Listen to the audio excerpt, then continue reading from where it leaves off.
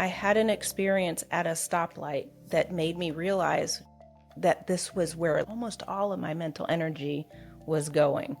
I was driving down Wade Avenue in Raleigh. Everything is fine in my world. I'm by myself. I had the windows down and I was singing a Dream Lover by Mariah Carey. And I pull up at a stoplight, and on this side of me is a car of black women, and on this side of me is a car of white women. And at this stoplight, I freaked out because I didn't know whether I should try to be like the white women or the black women. And it wasn't these women in the cars. It wasn't anything they were saying. It was my identity crisis at a stoplight where everything was great in my world, and all of a sudden I freak out because I don't know who to try to belong with.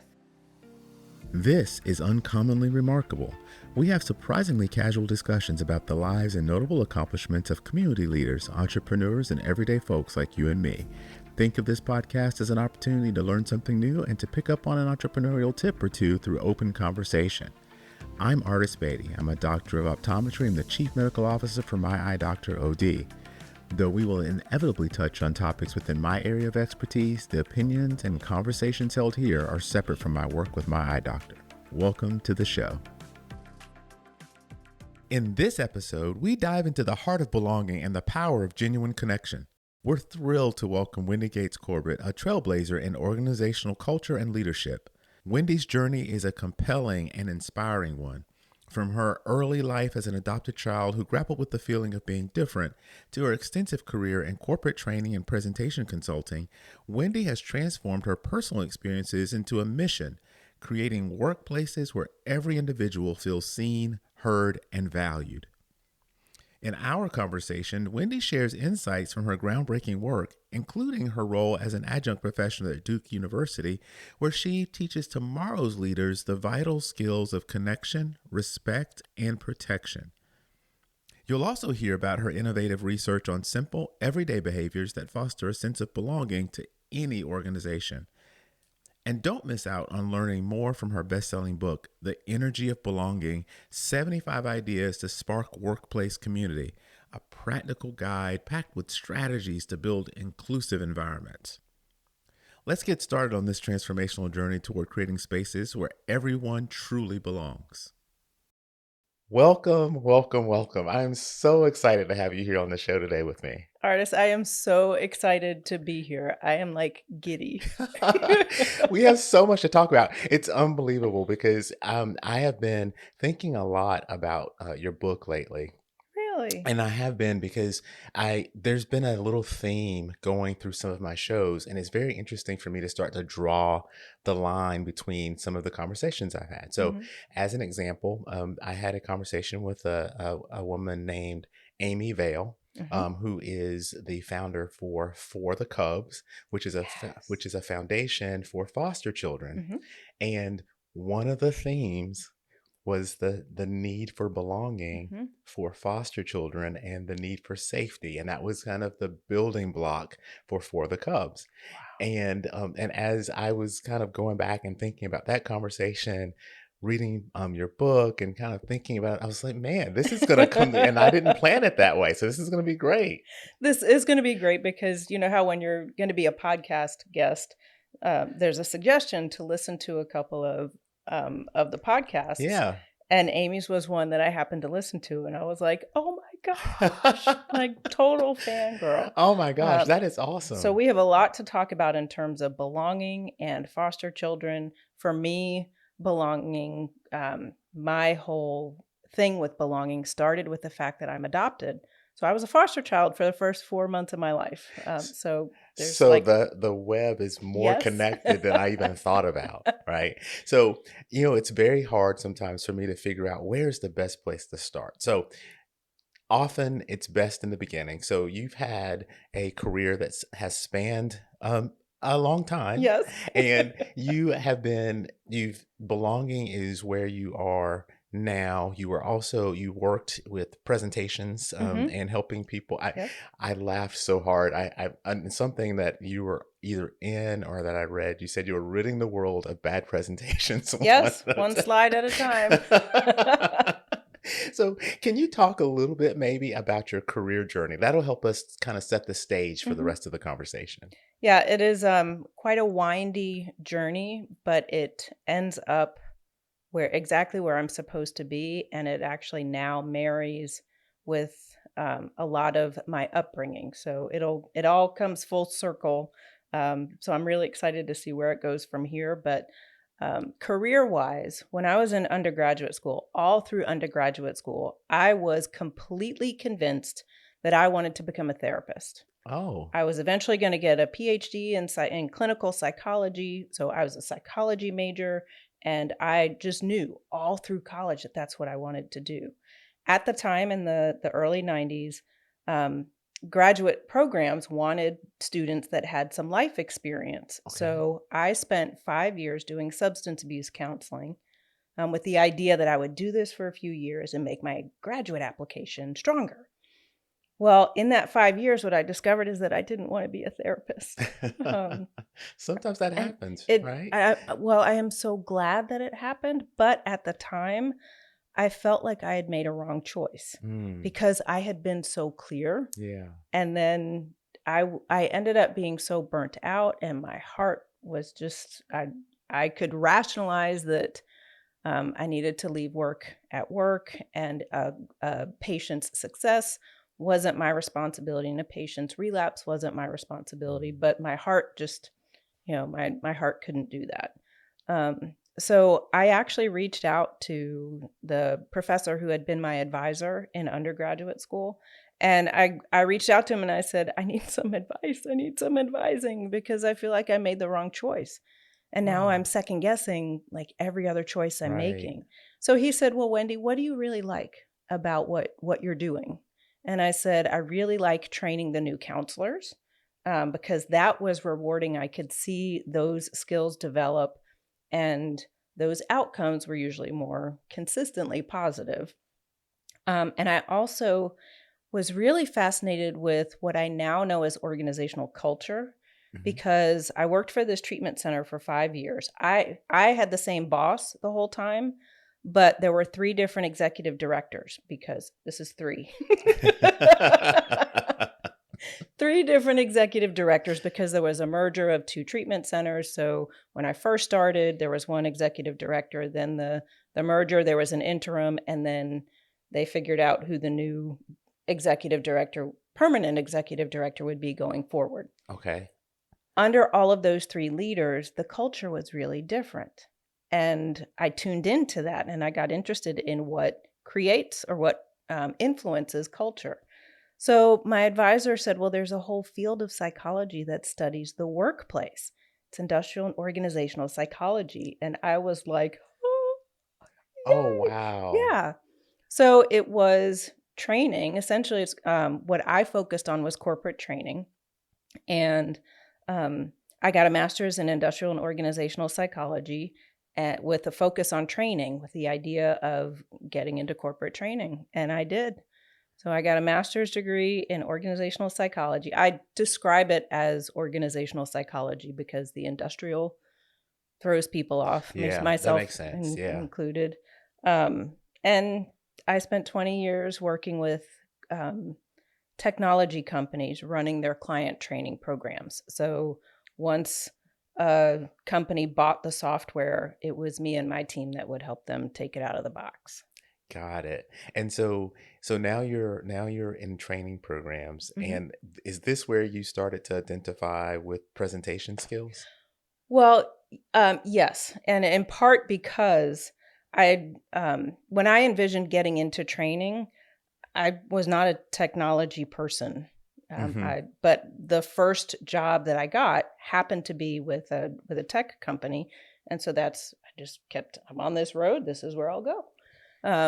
So towards the end of that career, I had some experiences where there were people that I really respected and believed what was coming out of their mouth. I respected what they were saying, but their slides and their handouts were so bad that I Oh questioned boy. them. Yeah. And so what their expertise and the tools they use to deliver that expertise There was a mismatch.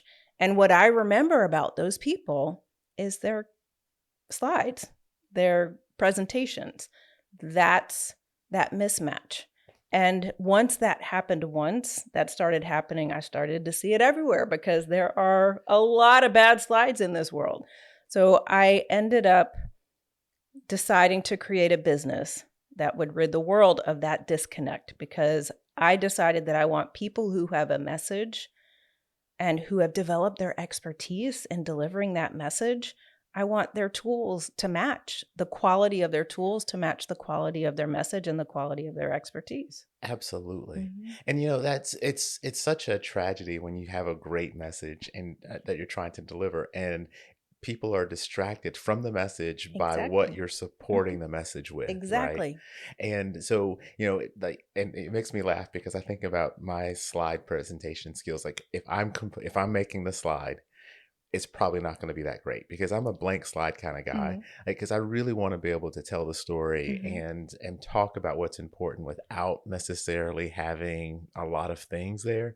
But it can be distracting if you're trying to remember key points or if you're trying to Mm-hmm. emphasize something that's extremely important, not to have that in place, right? And True. so it's very very real. It this is. this situation. It Wow, is. It is. wow. So you were involved in the training aspect and you were looking at organizational culture. What prompted the shift from training to really helping to think about organizational culture on a larger scale and how organizations are put together and include people in that?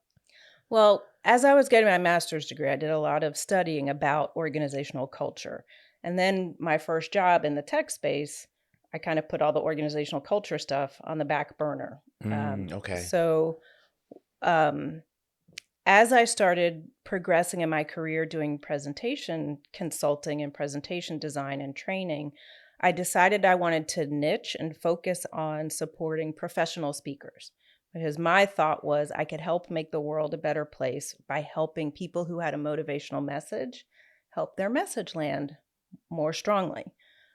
So I started focusing on supporting professional speakers.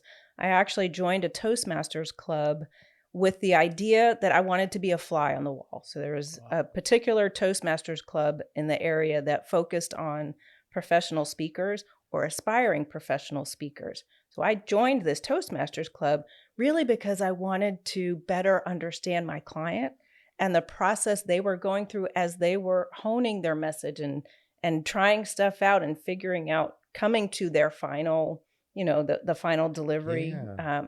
So I joined this Toastmasters club.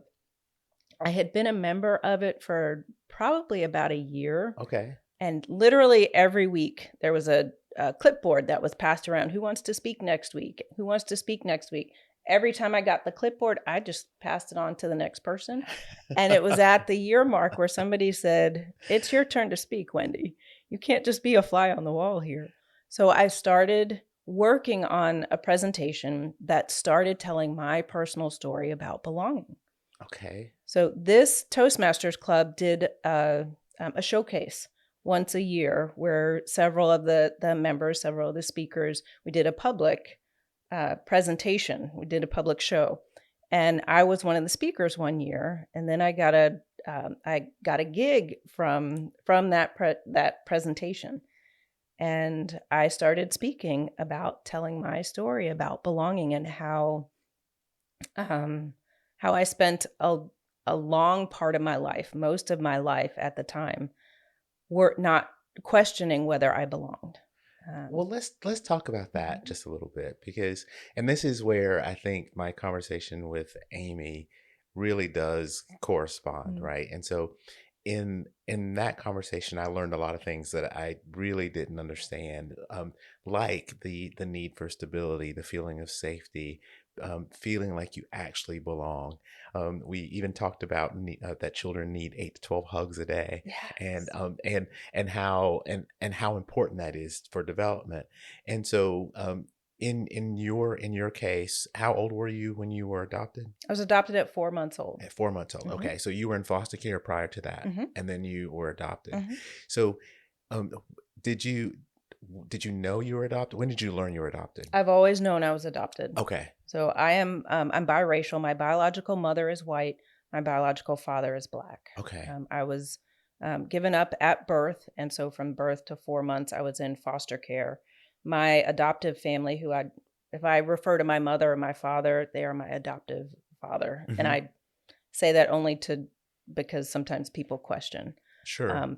I was adopted at 4 months. Uh, the family into which I was adopted, they had 3 boys, and they wanted to make sure that their fourth and final child was a girl. So they adopted me. So my family is white, and Okay. we lived in predominantly white neighborhoods. So I've always felt like I belonged in my family. Hmm. That's never been a Not a question to question. me. It's always been all of our normal. But I always felt like there were neon signs from the rest of the world looking Mm. at me, thinking that I was different. I always felt like I looked so different, and there was um, that was solidified and really planted a seed in my brain. uh, the girl who did that was my next door neighbor. So we had a family that lived next door, and we were friends. They had 3 little girls, and I would play with them, and we would be fine and thick as thieves, and then we'd get in a fight and start bickering with each other. And when we'd get in fights, the one next door neighbor, Laura, would say, "You don't belong here, Wendy. You're different." And I Oh, internalized wow. that belief. Like, she would say it over and over again. That became a guiding belief. Like, I didn't know that. It wasn't conscious for me, but that was how I lived my life, with the belief that if you think I'm different from you, then I won't belong. It wasn't you saying that. It Hmm. was my brain thinking that's what the case was. So all through elementary school, through middle school, high school, college, I was always trying to convince every person I was with that I was like them, that I was the same as you, or Mm. I was the same as you. I was the same as you. So sometimes there were times in middle school where I hung out with kids who didn't do well in school. I was a smart kid, but I would intentionally not be smart and not apply myself in school. There were times when I hung out with kids who smoked cigarettes, so I would smoke cigarettes. There were times when I hung out with kids who were smart, who applied themselves. I did that too. That was true for me through my entire life, and really through the midpoint of my career. Even in my professional life, I was afraid that my colleagues would think that I didn't belong with them.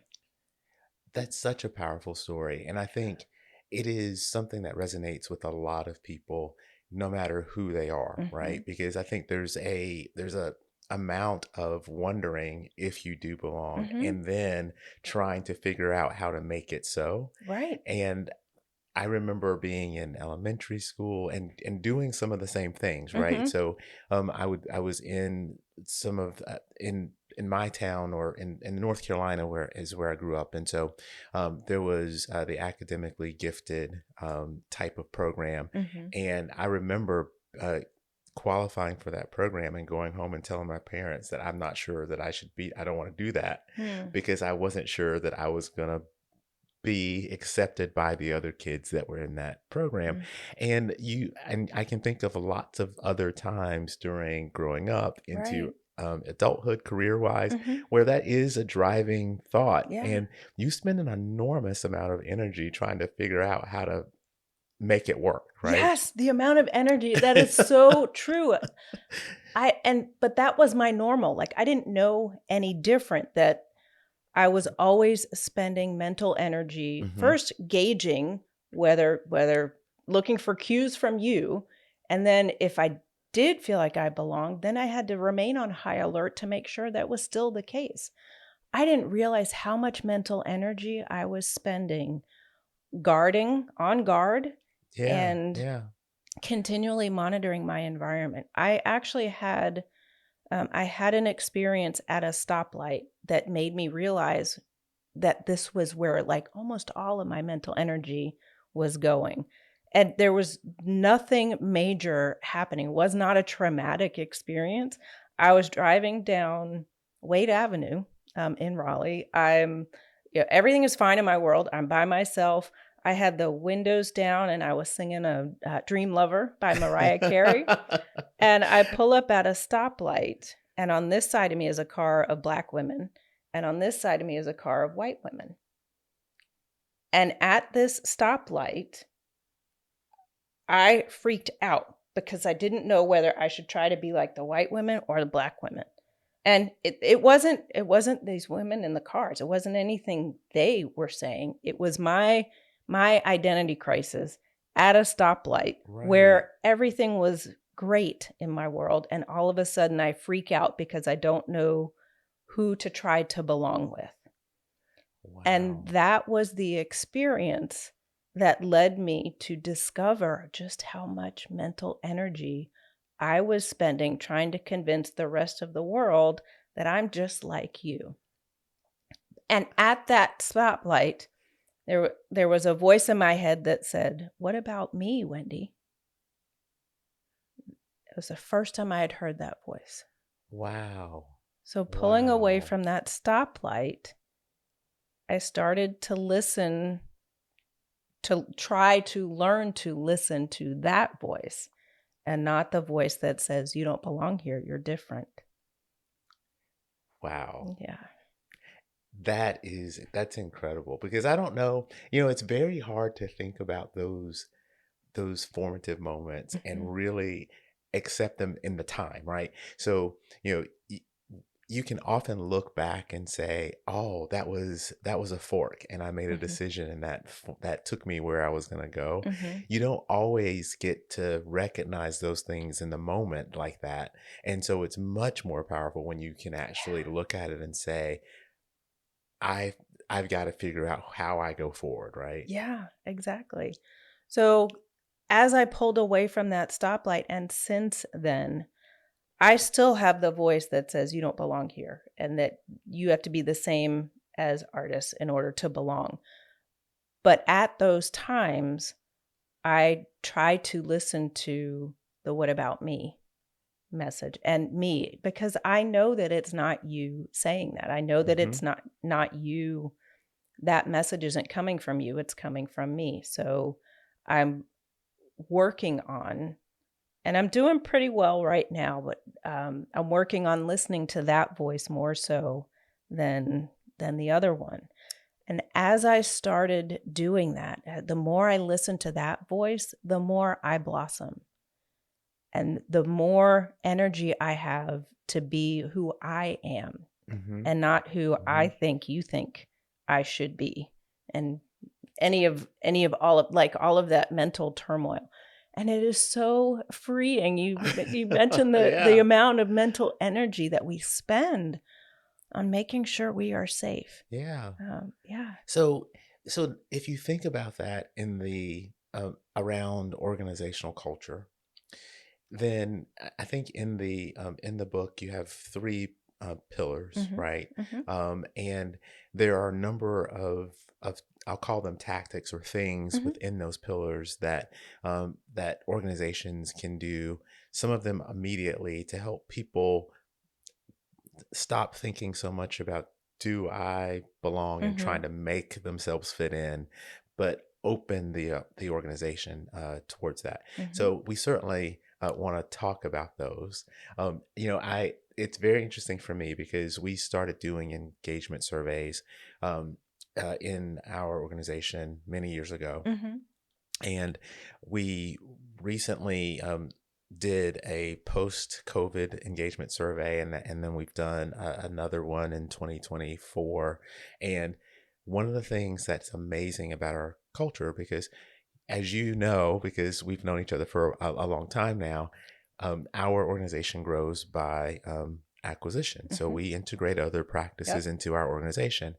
And in our latest engagement survey, more than 85% of the people in the organization, this is an organization of about 8,000 or Hmm. so, felt that they could be their authentic self at work. Mm.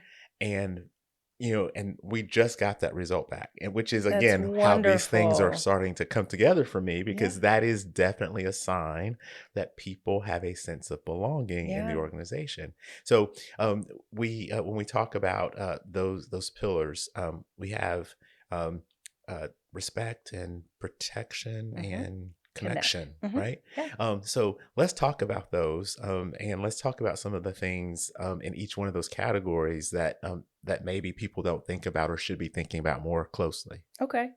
Well, as I got started, I got interested in what behaviors can create a sense of belonging, can contribute to a sense of belonging in organizations. I assumed that somebody had already answered that question. That certainly seemed like a no-brainer question to Mm, ask for me. What behaviors can contribute to helping artists feel like he belongs here? Um, and so I read everything. I kept searching for, reading this book, this book, this book, articles, blog posts, everything I could find. And the list was really varied and the list was really long. But what I saw emerge from all of those behaviors were themes that for employees to feel a sense of belonging, they need to feel connected to the people they work with, mhm. their peers, their leaders, their clients, or the people they support. And they need to feel connected to the organization. They need to feel respected. They need to feel like the skills that they bring, what they contribute, is seen as respected and valued by their peers and their leader. They need to see where what they do fits into the organization's goals and how it helps the organization achieve those goals. And employees need to feel protected. That's the safe to be who I am, to have a great day or to have a crappy day. Know that my colleagues and my leaders will support me in through sunny times and cloudy times. Wow. And so if you're in an organization that is aiming then to have all of those three things in place, like what do you start thinking about from a connection perspective? Like Mm. how do you drive that? The way that I drive that is not to provide the answer, but Hmm. to ask the people in the community what they think. So, one of the most powerful things I've seen is that rather than me be the expert and provide a list of answers Hmm. to what behaviors build a sense of connection, I've designed a survey that asks a community, what's one thing that helps you feel connected to your colleagues or to your leader? And I I ask a series of 3 to 5 open-ended questions that gather answers from the people in that very community. And so to date, I have almost 4,000 survey responses. And those are from employees in all different kinds of organizations, all different levels in their career, all different positions, all around the world. So I have some data that says here are some of the most common behaviors that build a sense of belonging from a huge representative example. And I love sharing that information, but almost more important is what are the behaviors from what do your people say? Mm. Because they know best what makes them feel connected, respected, and protected. So when I go into organizations now, I'll administer the Belonging at Work survey. It's Okay. an anonymous survey, Okay. and it's very quick. It's you can name one thing that helps you feel connected to your colleagues. What often happens is that leaders think, and many of us think, but I see this most with leaders, that it is complex, long-term behaviors, expensive behaviors that would require a 5-year cultural initiative, cultural transformation initiative Hmm. in order to improve a sense of belonging in our workplace. But the answers from your own community will show you that it is simple things like when my boss maintains his one-on-one meetings with me, even though I know he's really busy. When he continues to guard and honor the time that he gives to me, the attention that he gives me, even though I know he's really busy. Or when my colleagues ask me how my weekend was, you know. Mm-hmm. Mm-hmm. So hearing that from your own people helps you realize it is really simple behaviors that contribute to a sense of connection, respect, and protection. And so if you're if you're thinking about um, what's really difficult to implement versus what you could turn on tomorrow, are there things that are just very difficult long-term type things that people really should start working on today? Or are most of the things really things you could start in the short order to make the cultural change? One of the things that I was really intentional about as I got interested in this research is because I saw a gap in what was available for the largest audience in an organization, the frontline worker. Mm-hmm. I decided I wanted to focus on behaviors that were accessible to any I employee see. anywhere. It doesn't mean that these behaviors aren't available for leaders. Doesn't mean that they don't have to become part of an initiative, but the behaviors are available to any employee who has a workplace BFF, a work buddy who is feeling unappreciated, is kind of starting to check out, Yeah. and that person wants Yeah. to do something. You Mm-hmm. know, I my friend is saying that she feels invisible and that nobody cares what she does. I want her to know that I care. So I've identified, and the research that I've been doing identifies behaviors that are available to every employee. The key, I think, is that employees want to see that they matter, Mm-hmm. and that For they're sure. not just an employee number, that they are not just a person who produces X number of widgets or contributes X amount of dollars to the bottom line, but they want to see that they are seen, that they have a voice, and when they use their voice, others are listening, not necessarily agreeing with, but they are really listening. Mm-hmm. And what they do is valued, and they are safe to be who they are. They can express their being without fear. And the research is ongoing. Mhm. And so since you've published the book, are there things that you think of differently now versus when you were writing that have changed in your thought process around getting people to have that feeling of belonging? One of the things I'm enjoying substantially is, while my focus was on the and largest audience in an organization, I wanted to be able to equip frontline employees, any employee. I am doing a lot more work with leaders and organizations who are already very in similar spaces to where my eye doctor is, in that they've already identified behaviors. They are already in reaching out to employees and getting pulse surveys and engagement surveys. But I love working with organizations that already have KPIs identified and they are measuring belonging. So I love working with those organizations to identify for their leaders, their senior leaders, their emerging leaders, Hmm. what behaviors they can model to the people that they interact with at a 360 level, where they can model the behaviors that build, connect, respect, and protect. And what I find really interesting is that as you think about this organizational culture and the behaviors in organizations, we learn a lot of these things before we're part of the Mm-hmm. organization, and you get to touch on that now at with your work at Duke University Mm-hmm. because you have the opportunity to work with people before they're actually within organizations, right? Right. Can you Right. talk a little bit about that?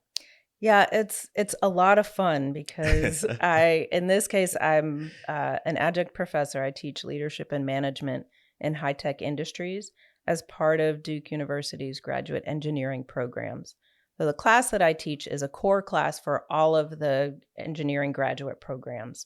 And we essentially call it the People Lab. This is where tomorrow's engineers learn the importance of being able to work with other people, whether it's as a leader, as a leader by position, or even if they're on a team.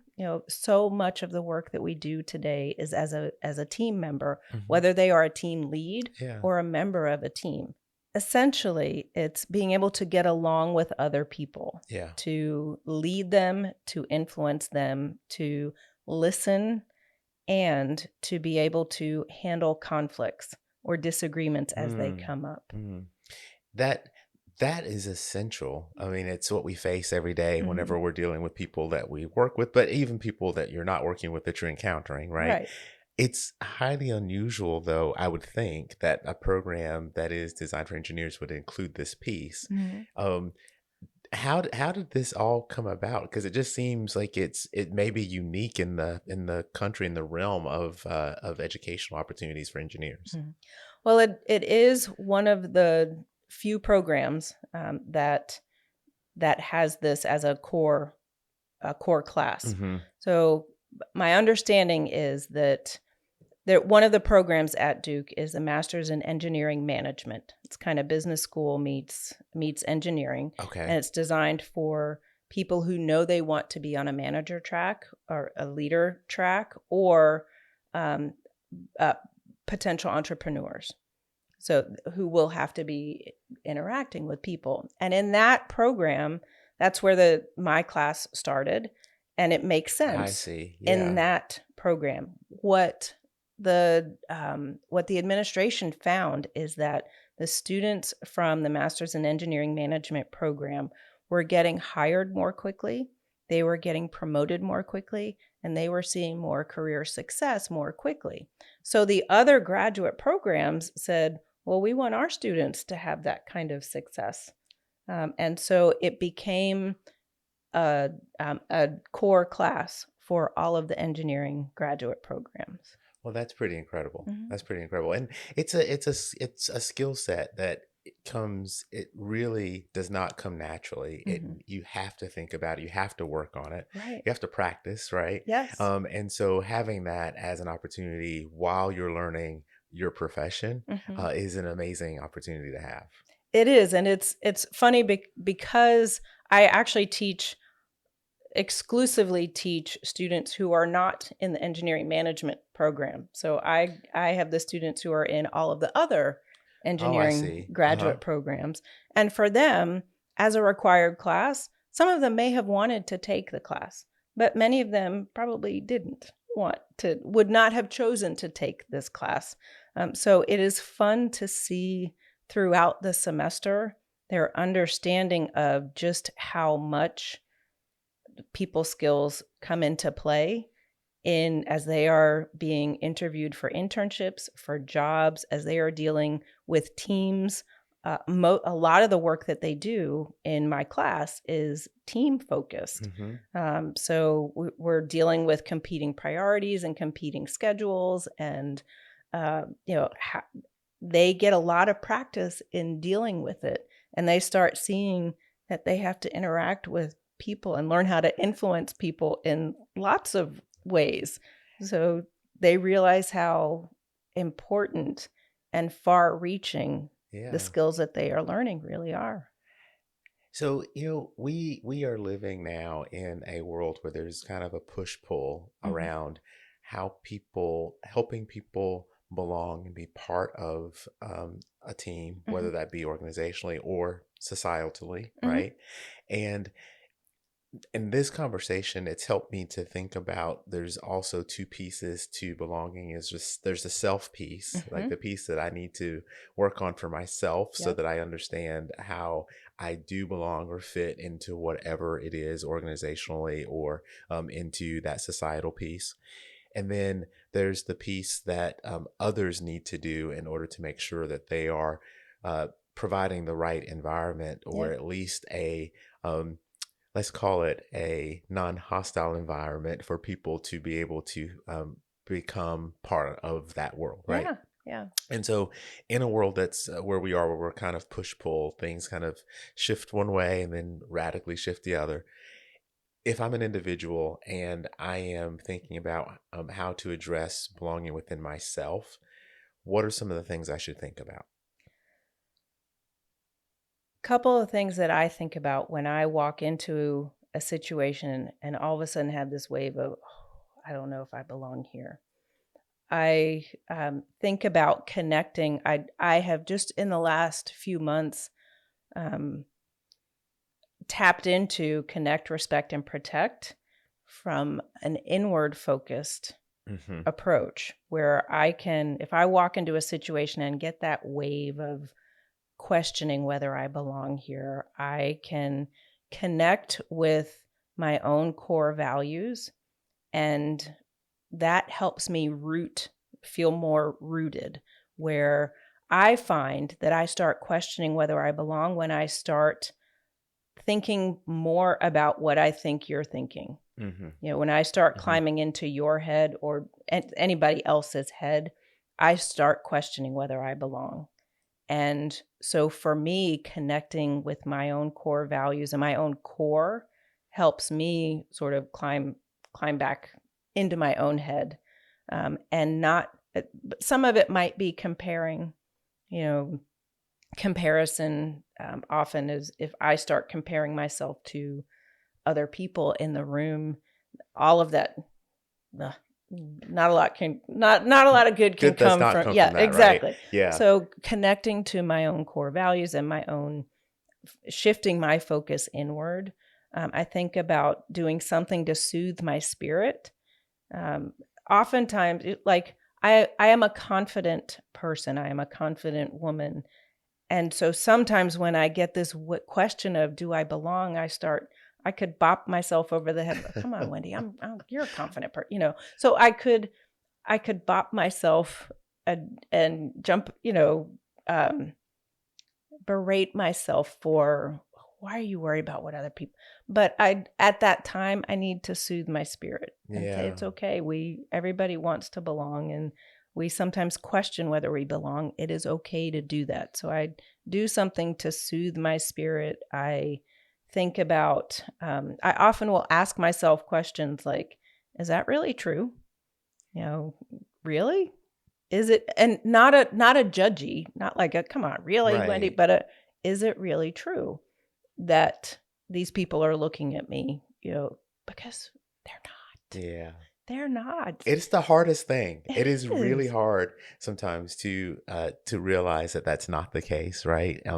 But it's one of those things that once you actually are able to do that internally, it does make a world of difference. Yeah. And I there was something that I was reading that you mentioned that simple things like asking others to be included in the conversation or their opinion about things Mhm. is really it's just really easy to do, but as you do that, people get a sense of belonging and they start to Exactly. feel like, okay, I am Mhm. important because they've asked me now to Right. give an opinion. Yes. And so it kind of cuts both ways, right? So you have to figure out how not to internalize or worry so much about fitting into the group, but other people, yourself, you have to also be willing Mhm. to accept or invite other people into the Right. group so Yes. that we get this communal thing going so that people can always feel Yes. like they've got that opportunity. Yeah, it is. It can be reciprocal. It can be as simple as when we walk into a room, like if we're at a social gathering and there are people at tables, from the environmental perspective, if you want to focus on helping someone else feel like they belong, you can invite them to come sit at your table. Mm-hmm. Hey, you want to sit next to me? You know how good that feels when Yeah, somebody invites you to sit next to them, whether you know them or not. They're just like, that's right. they see you and they would like to, they're making this invitation. The invitation, whether it's accepted or not, maybe you're coming in there and you're already knew that you were going to sit next to someone, so, someone specific. So even though you don't accept the invitation, just having made the invitation makes you feel good. That's right. And it makes me feel good for having made the invitation. And so that's a really simple example of the reciprocity, kind of the push and pull. Well, I feel like we've all got work that we can do for ourselves, Mhm. right? So both understanding where we sit and the energy we are using that we could be Mm, applying somewhere differently, but also those small things that you take for granted that if you were to do those things, people could really use their energy for better and exactly. more things, right? Yes. So as we've talked about this, I think it's really important for people to figure out how they find you because I want them to be able to find the book. If you're speaking, I want them to be able to find you. So where do people look for you, Wendy? You can look for me on LinkedIn. I'm pretty prolific on LinkedIn. So you can look for my profile. My website is wendygatescorbett.com. You can find me there as well. Awesome. And now that I've been thinking about the kind of the threads that have been drawn through some of these conversations, I think I want to be really brave and try to get several of the guests to come back and we can have a larger Oh discussion my gosh. because there have been some very, very interesting points of view Mm-hmm. around this particular topic Mm-hmm. and very closely related topics. And I think it could be a really good discussion. I would love to be a part of that discussion. That would be awesome. So stay tuned because if I have my way, that's going to be one of the things that we get to do in 2025. Wonderful. Wonderful. Thank you again for coming and sitting with us today. I think this is going to be amazing for a lot of people, and I look forward to getting the comments and hearing what people think about the conversation. I do too. I can't wait. If you've made it this far, then I have to thank you for your time. I hope you've learned something new and enjoyed listening to the discussion as much as I enjoyed having it. I'd love to hear from you about the show because we're working really hard to bring you great content and the feedback really helps us get better. If you like what you've heard or watched, for those of you who are streaming out on YouTube, then take a split second to give us a thumbs up or a like. It really helps other people like you find the show too. And no one likes to miss out on the good stuff, so go ahead and subscribe and hit the notification bell so you don't have to wonder when or if there's a new episode. And until next time, stay remarkable.